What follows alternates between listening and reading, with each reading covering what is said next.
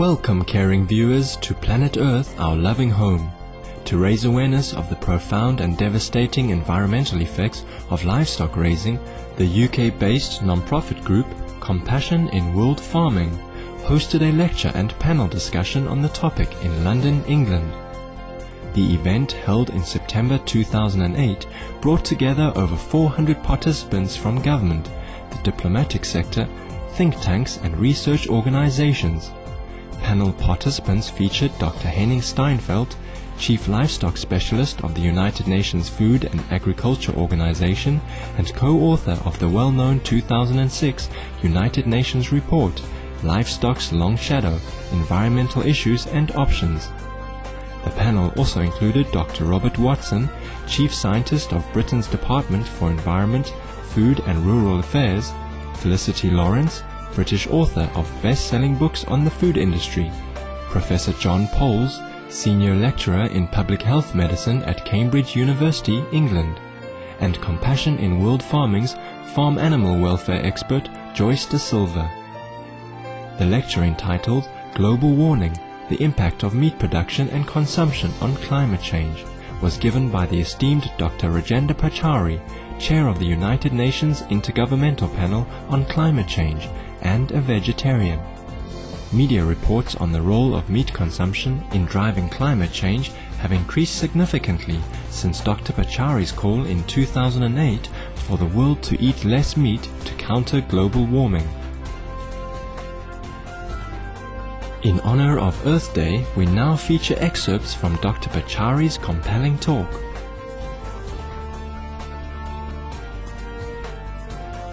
What I'm going to do to start with is give you a few major findings from the fourth assessment report of the IPCC, and then I'll deal with the subject of consumption of meat and its role in contributing to emissions of greenhouse gases, and then talk about a few means by which we should bring about a reduction.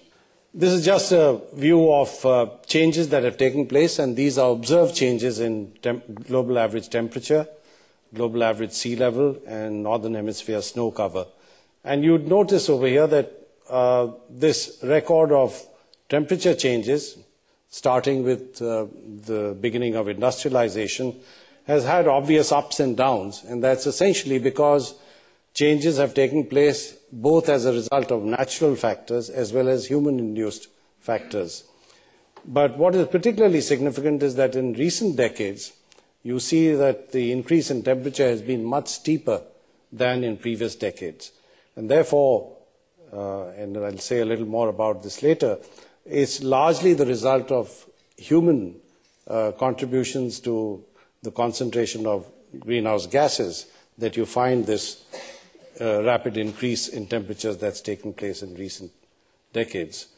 And if one looks at the total increase, the average increase during the 20th century, it amounted to about 0.74 degrees Celsius. Corresponding to that, the middle diagram gives you global average sea level changes. And this, if I might mention, during the 20th century amounted to about 17 centimeters. Now, you could say 17 centimeters is not a lot, but if you're living in the Maldives Islands or, on the low-lying country of Bangladesh, then 17 centimeters, which is pretty close to a foot, is really a lot. You don't even have to wait till inundation of that entire land area takes place as a result of sea level rise. But purely because of coastal flooding, because of storm surges, cyclones, there would be much greater devastation that would take place on account of a higher sea. Northern hemisphere snow cover has been going down, and you see this particularly in the case of the Arctic region, which is warming at about twice the rate of the rest of the globe.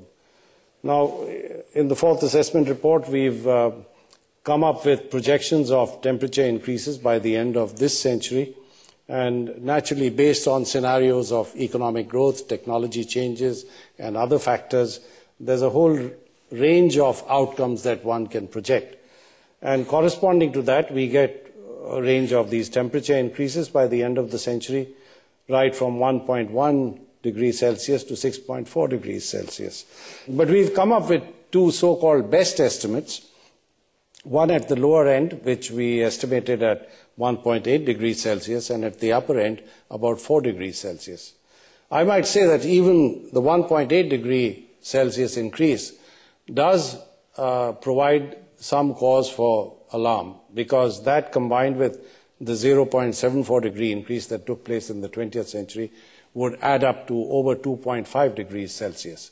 And in looking at the impacts of climate change, we have now come to the conclusion that a 2.5 degree increase in temperature will cause impacts that clearly would be quite unacceptable on any basis whatsoever, particularly on the basis of equity, because some of the worst affected regions in the world are those that are hardly responsible for having caused the problem. And these are regions where you have widespread poverty, there's absolutely no infrastructure or capacity by which they might be able to withstand the impacts of climate change. So the point I'm trying to make is that we really have to do something about the current trends, and we have to bring about some major changes by which we can take care of the future of this planet.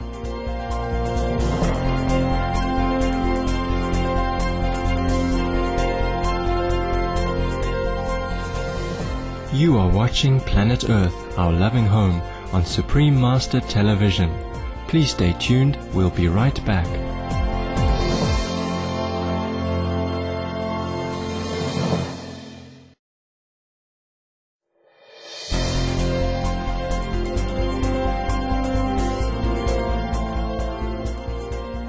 Welcome back to Planet Earth, Our Loving Home, on Supreme Master Television.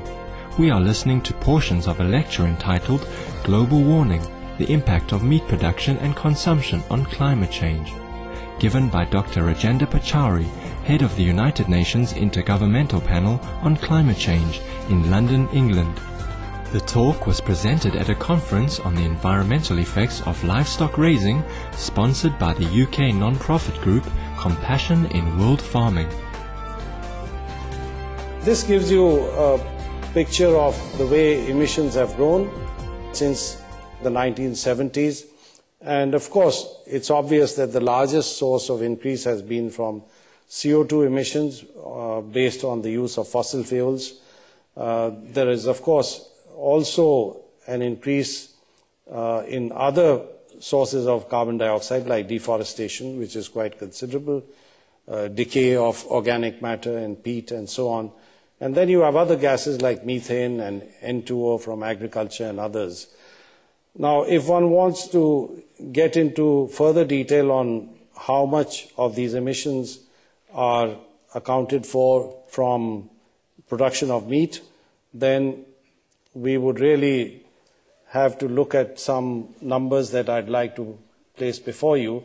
Unfortunately, the growth in global daily availability of calories per capita has not resolved food insecurity and malnutrition in poor countries, and in fact has increased pressure on the environment.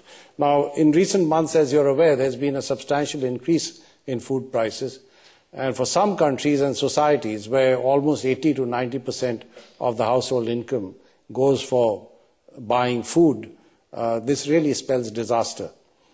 And as a result, we've had demonstrations, we've had protests in several parts of the world.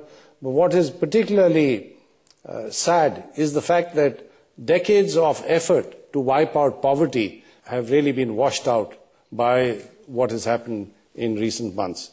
So it's important for us to understand the inequitable and unequal nature of distribution of food, even though in the aggregate the world is now consuming a huge quantity of calories, both in per capita as well as aggregate terms.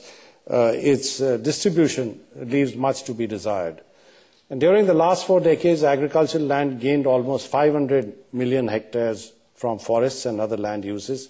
Recently, I was in Brazil about 2 months ago, and I was invited to speak at the Senate over there. And Madame Marina Silva, who used to be the Minister of the Environment, and other senators told me that they're really concerned about the rate at which deforestation of the Amazon region took place last year. It seems to be increasing year after year. So, I mean, what we have to worry about is clearing of forest land for agriculture and related purposes.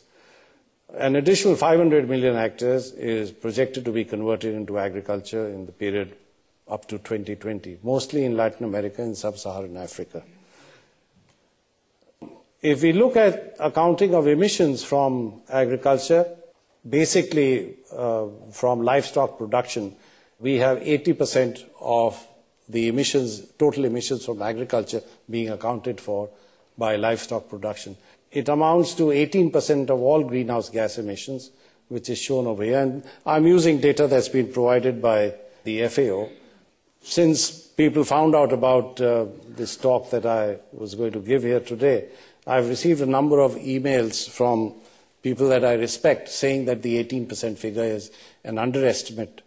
It's a low estimate, and in actual fact, it's much higher. If we look at the proportion of greenhouse gas emissions from different parts of livestock production, a good part comes from deforestation and desertification, about 35.4%. Then the manure, both direct and indirect, because do remember that a large part of food grain production goes into feeding animals that are essentially used for meat. And there's enteric fermentation, which is also quite large, 25%, and other sources, all of which is shown over here in broad terms. Now, producing 1 kilogram of beef, I believe, leads to emissions of greenhouse gases with a warming potential equivalent to 36.4 kilograms of CO2. It releases fertilizing compounds equivalent to 340 grams of sulfur dioxide and 59 grams of phosphate. It consumes 169 megajoules of energy, and 1 kilogram of beef is responsible for the equivalent of the amount of CO2 emitted by the average European driver per car for every 250 kilometers, and it burns enough energy to light a 100-watt bulb for 20 days. Now, again, let's look at the inequity of the situation, and I'll say a little more about this later. There are 1.6 billion people in this world who don't have access to electricity and have never possessed a single light bulb in their homes. And that, to me, is a huge tragedy, placed as we are in the 21st century. So I'm not saying that a reduction in emissions over here will translate into lighting of the homes of people who don't have electricity today, but it just brings out the stark contrast between the situation in prosperous societies and those that are really deprived. Thank you for being with us today on Planet Earth, our loving home. Please tune in again next week for part 2 of our program featuring Dr. Pachauri's talk on the major role of livestock raising in producing climate change. Up next is enlightening entertainment after noteworthy news, so please stay tuned. We wish you and all other beings on the planet a very happy Earth Day 2009.